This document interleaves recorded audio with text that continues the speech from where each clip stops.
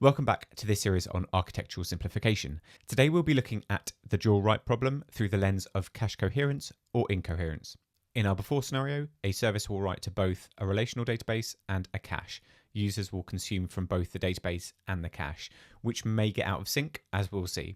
This is where the dual writes problem will come in. If a write to the database or the cache were to fail, these two users will start to see a different view of the world. In the after scenario, the service simply writes to the database, trusting that the database can scale for both reads and writes. This is the workflow for the before scenario. The application will attempt to get a value from the cache. If it doesn't exist, it will get the value from the database, return the value, and set it back into the cache. If it does exist in the cache, it will return early. When the application or service makes a write, the write happens to the database, and then we invalidate the cache. The workflow for the after scenario is a lot simpler. The application simply talks directly to the database. It gets a value from the database, which returns the value, and when writing, it sets the value in the database. Here's the compose file for the before example. I'm spinning up Postgres, which will be our relational database, and Redis, which will be our cache. Here's the compose file for the after example. In this setup, I'm just spinning up 3 CockroachDB nodes, and in front of those is an HA proxy. The before scenario code looks like this. I have a global mutex, which I'm using for a stop the world status check, just to check that the cache is in a correct state. I'm working against a collection of 6 products. I'll keep a global tally of statistics for printing, and then the application starts. I'll connect to the cache and to the database, and then I'll kick off 2 Go routines, one that simulates reads and one that simulates writes.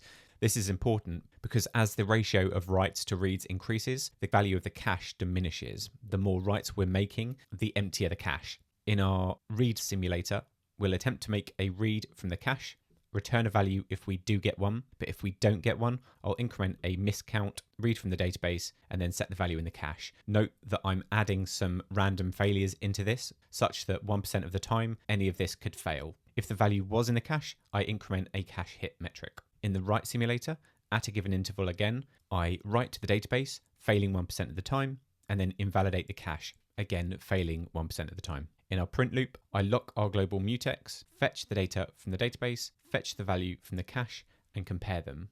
This allows me to check the correctness of the cache against the database, and then I simply print them out. The code for the after example is a lot simpler. It's 123 lines of code versus 250 lines of code. And in this example, we connect to the database and again simulate a reader and a writer. The reader always reads from the database and the writer always writes to the database, failing 1% of the time. I'll spin up the before architecture. I'll connect to the database. I'll create my stock table and insert some stock lines, which correspond to those in the code. And then I'll run my application, my read and write simulators. The reads will occur every 10 milliseconds, while the writes will occur every 20 milliseconds, a read ratio of 2:1. We've made around 400 reads and around now 400 writes. And what we're seeing is around 50% of the time we're missing values from the cache. And that's simply because with the write frequency, we've made a write, we've invalidated the cache, and the next time we've gone for a value in the cache, it's not there because it's been invalidated. This is expected. What's interesting, however, is the correctness of the cache. Every 100 milliseconds, I stop the world using the global mutex, and I fetch data from the database and the cache and compare the two. What I'm seeing is the majority of the time, the cache and the database agree on what the values are, but because of the failures I've injected, and these might be application failures, they might be network failures, we are seeing incorrect values in the cache. Writes to either system, the database or the cache, will eventually fail, be that because of application failures, but more likely network failures, things that are outside of the control of the developer. And when they fail, customers will see an inconsistent view of the data, as we've seen in our code example. I'm simulating failures 1% of the time. That's synthetically high, but failures will occur, and when they do,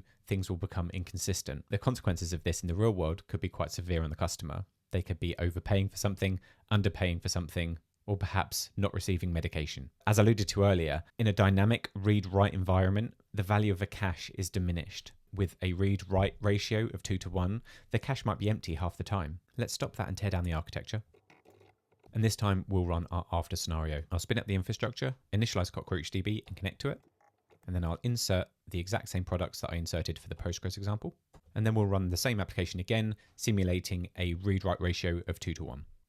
Now, immediately what you'll observe here is I'm not doing any comparisons, simply because there's nothing to compare to. I have one source of truth, and that's the database. I don't need to check for validity of a cache. And with our one source of truth, especially in an environment with serializable isolation, that one source of truth will always be correct. Having a cache in your system will ruin any ACID compliance guarantees that your database gives you, and it introduces the dual write problem. When writes to either of those systems fail, your whole system can become inconsistent. Having one source of truth, in our case CockroachDB, you can scale for reads and writes, you remove the dual write problem, ACID guarantees are upheld, and your architecture and application architecture are simpler.